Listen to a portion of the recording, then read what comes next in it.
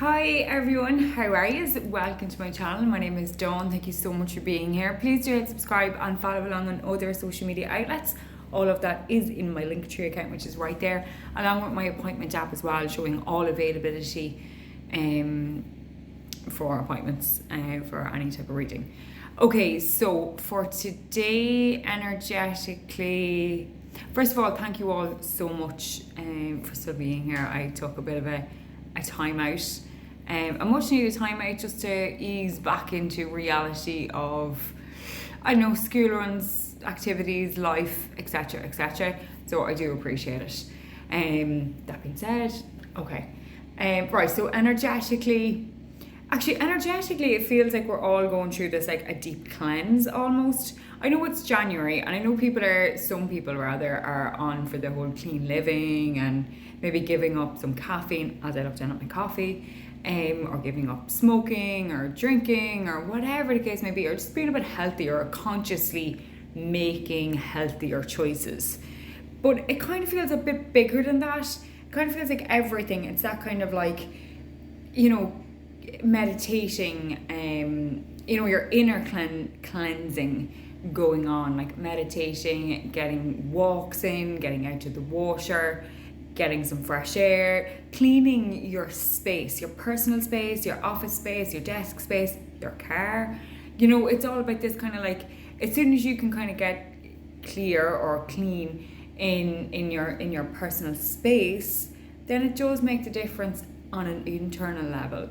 It's the external, the eye, the vision, the head going 90 miles an hour because everything is a bit chaotic perhaps. So it is important to kind of cleanse and clear the external, so interior, the internal can line up and make better choices, or get to the goals and bypass them goals and keep pushing forward. It makes a real difference. Okay, right, so for today's daily guidance, I am using my Spirit Messages Oracle deck by John Holland. This is one card for the collective, so it's one card for everyone. Please accept in love and light which you can relate to, and please leave in love and light which you can't. And I said one card, but two cards fell out, so it's two cards. I don't even know if they'll let's just go with it. Okay, so the first card, we have vulnerability. I'm gonna go that way. Vulnerability. This is confirmation that you're seeking to This is confirmation that you're seeking to tread into the unknown, unfamiliar territory, where decisions are based more on intuition than rationality. Don't let fear hold you back or allow a misguided sense that feeling vulnerable is somehow a negative condition. It's the uncertainty. For some people, vulnerability, it screams that kind of like, oh my God, I will be taken advantage of, someone is going to use me, you know what I mean?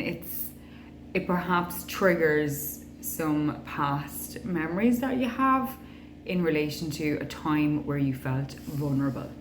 But sometimes being vulnerable isn't about that end of it. It's this kind of like, it's about being in unfamiliar territory, and it's about that uncertainty. It's generally speaking about the leap of faith. That kind of like just not knowing, you're like trusting your sense, even though rationally you're like, what the fuck? Like, oh my God, this isn't right. Like, I should really have a job before I leave this job, or, I should really take a plan. I should really set a goal, or, this kind of way. Like, that is your rational thinking. A, B, C, D. Whereas when you're going with your gut, with your intuition, your rational self kind of goes into this frenzy of like, oh my God, we're vulnerable.